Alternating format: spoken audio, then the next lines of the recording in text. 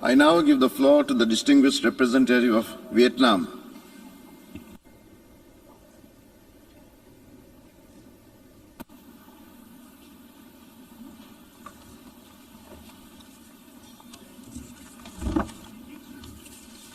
Mr. President, Mr. Secretary General, Excellencies, more than 70 years ago, the founders of the United Nations instilled into the Charter their hope and aspiration to save succeeding generations from the scourge of war. They enshrined in the Charter the fundamental principles which have become the foundation for contemporary international law and friendly relations and cooperation among nations. However, actions not in line with these principles continue to pose serious threats to international peace and security and development of nations and the people. They challenge the very relevance and legitimacy of the United Nations. For a number of times, our nation's own history of enduring war have shown that too often wars and conflicts until today stem from obsolete doctrines of power politics, the ambition of domination and the imposition and the use of force in settling international disputes. A number of them are associated with historical legacies, misperception, and misunderstanding.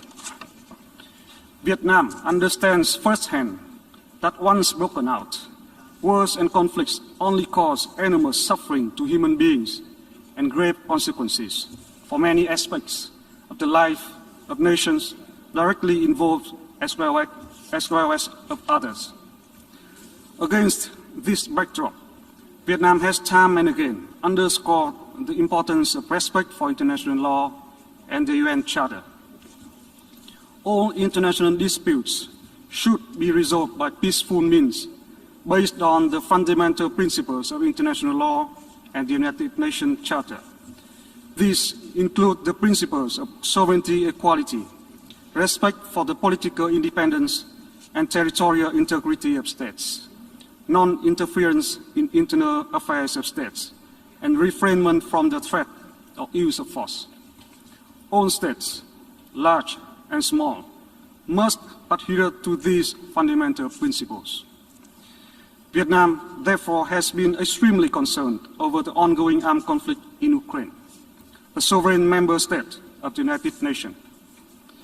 Vietnam and other ASEAN member states issued a statement on this matter on the 26th February 2022.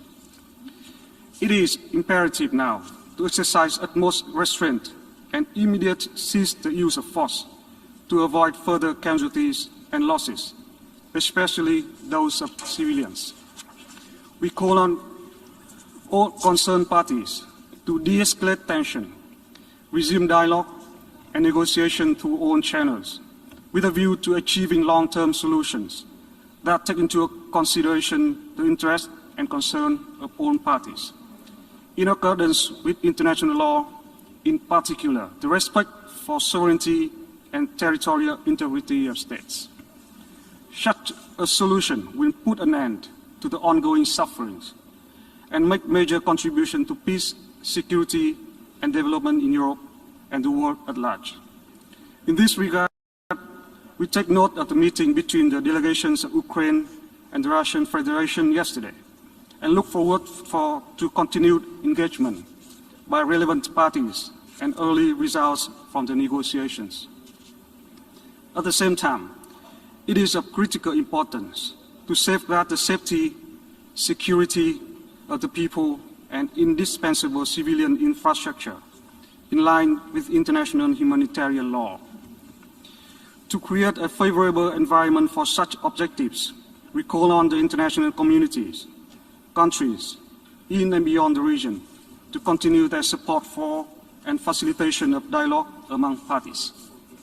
We encourage greater efforts to scale up humanitarian assistance for civilians and command operations by the UN and other partners in the last few days to assist people on the ground, including refugees. It is also essential to ensure safety and security for all foreign nationals living in Ukraine, including Vietnamese nationals, as well as the facilitation of their evacuation. I thank you.